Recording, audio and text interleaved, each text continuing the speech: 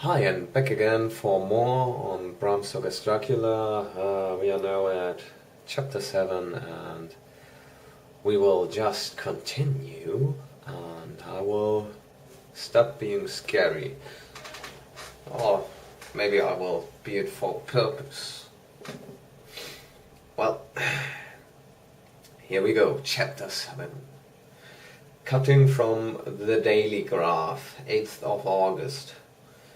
Pasted in Mina Murray's journal. From a correspondent, Whitby.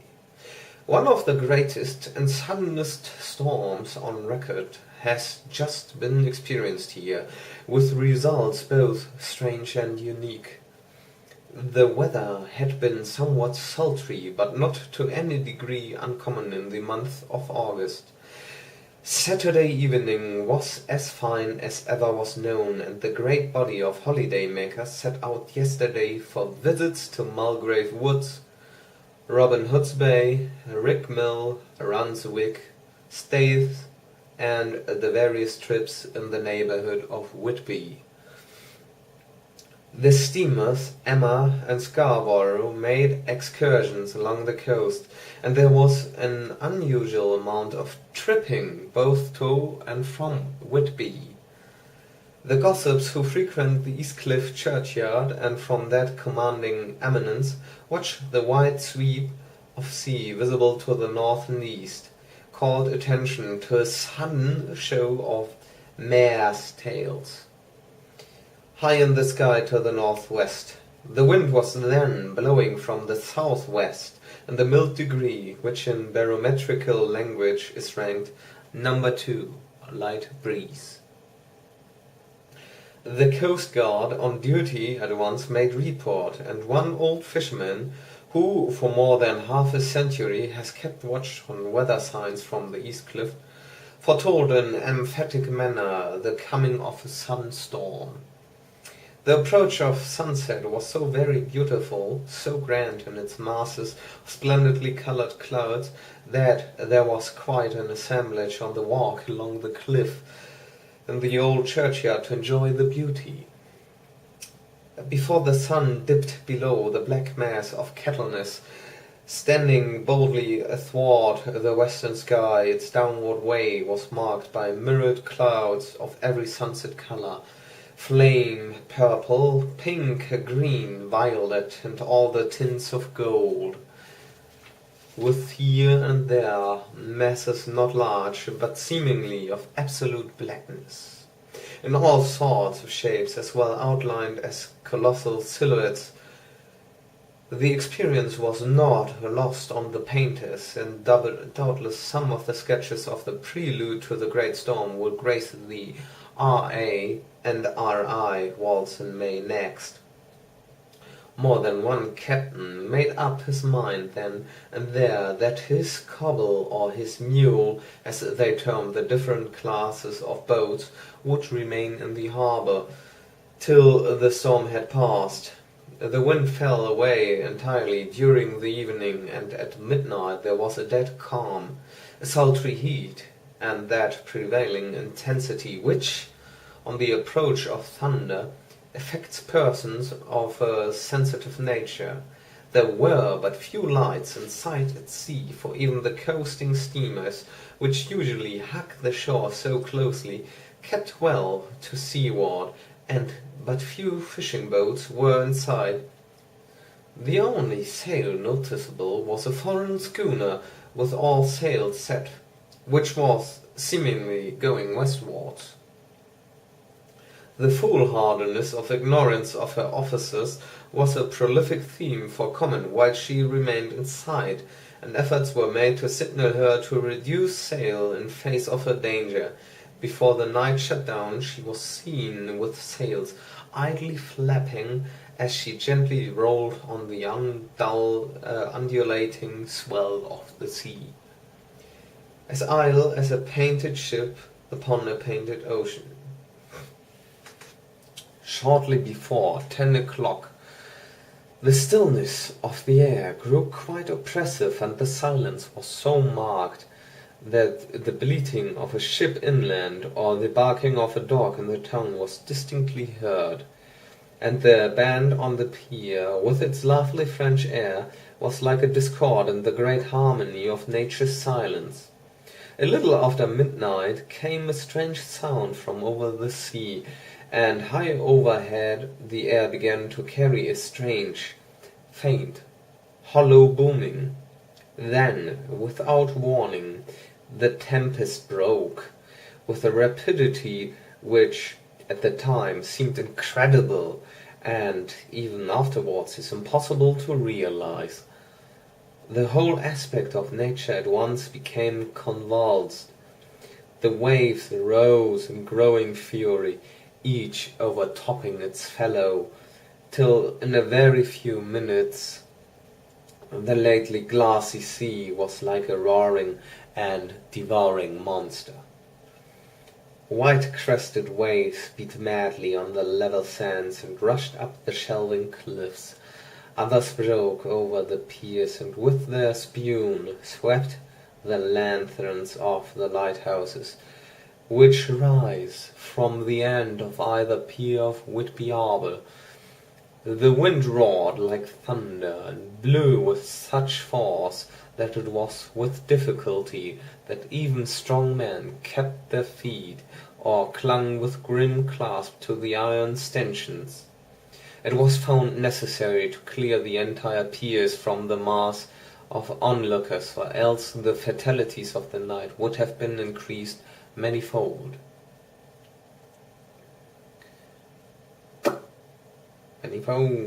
Manifold.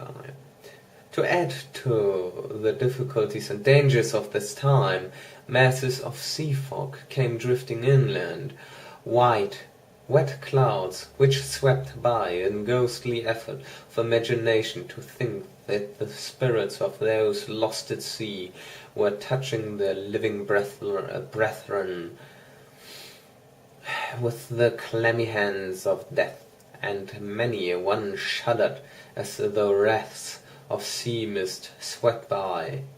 At times the mist cleared, and the sea for some distance could be seen in the glare of the lightning, which now came thick and fast, followed by such sudden peals of thunder that the whole sky overhead seemed trembling under the shock of the footsteps of the storm.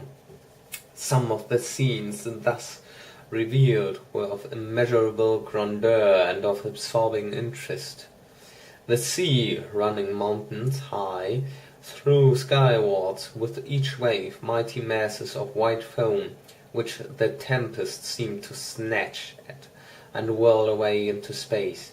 Here and there a fishing boat, with a rag of sail, running madly for shelter before the blast.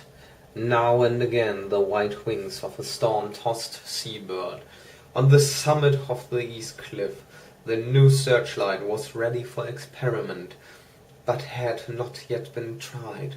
The officers in charge of it got it into working order, and in the pauses of the inrushing mist swept with it the surface of the sea.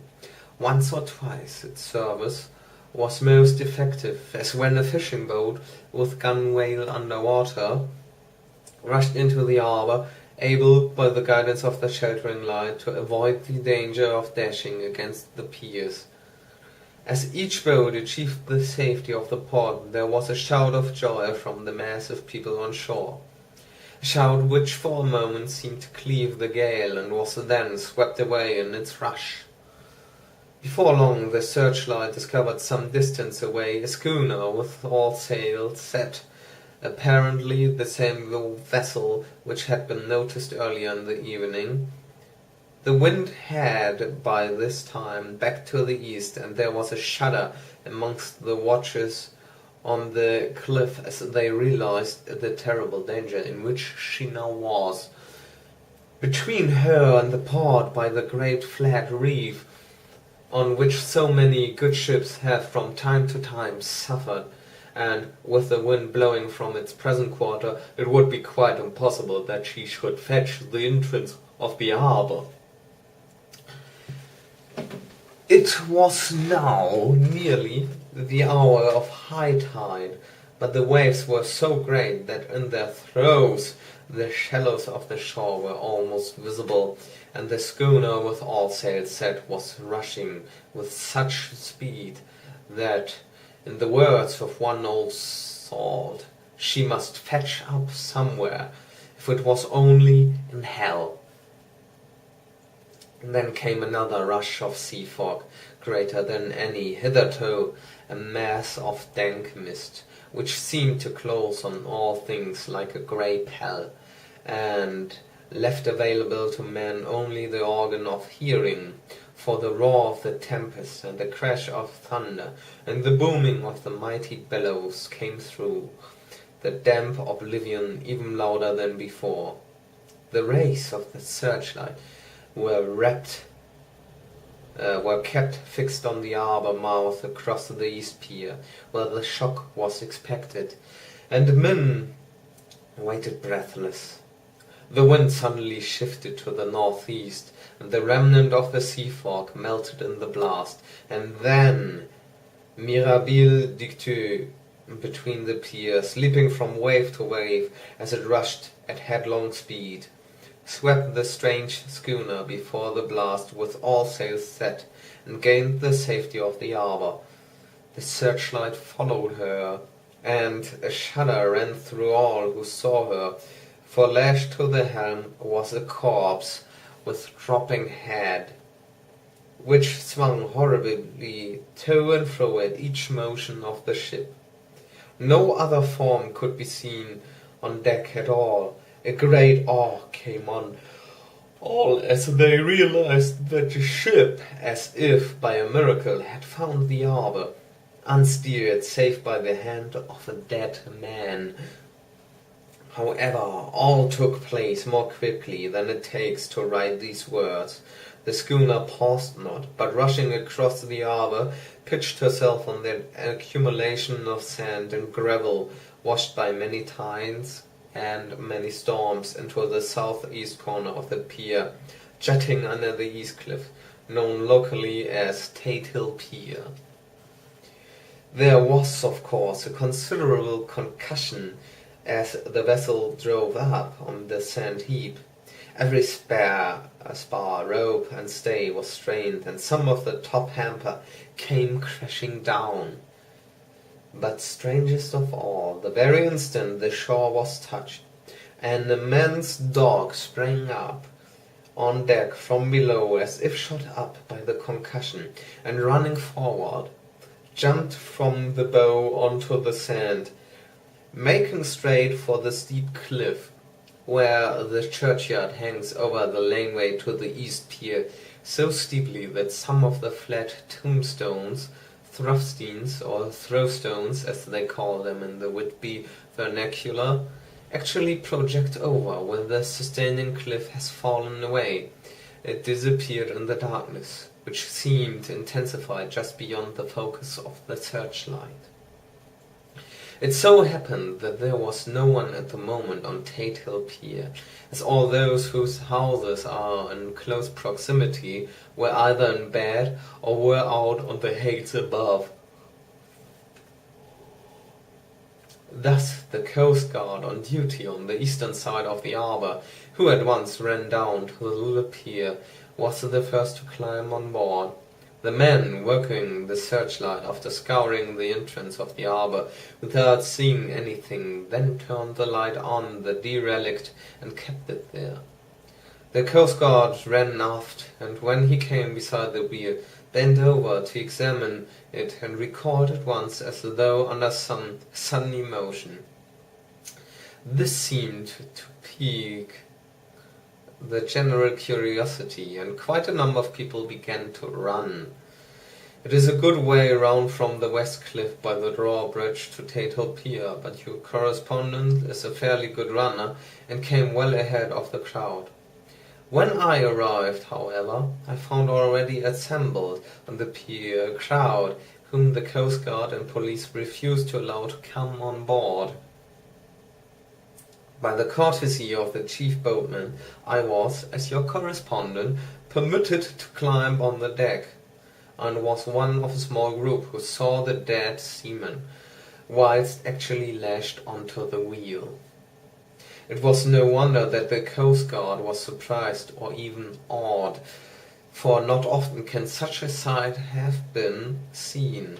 The man was simply fastened by his hands, tied one over the other to a spoke of the wheel. It was no wonder that between the inner hand and the wood was a crucifix, the set of beds on which it was fastened being around both wrists and wheel, and all kept fast by the binding cords. The poor fellow may have been seated at one time, but the flapping and buffeting of the sails had worked through the rudder of the wheel and dragged him to and fro, so that the cords with which he was tied had cut the flesh to the bone. Accurate note was made of the state of things, and the doctor, Surgeon J. M. Caffin, of 33 East Elliot Place, who came immediately after me, declared, after making examination, that the man must have been dead for quite 2 days. In his pocket was a bottle, carefully corked, empty save for a little roll of paper, which proved to be addendum to the log. The Coast Guard said the man must have tied up his own hands, fastening the knots with his teeth. The fact that the Coast Guard was the first on board may save some complications later on in the Admiralty Court, for the Coast Guards cannot claim the salvage, which is the right of the first civilian entering on a derelict.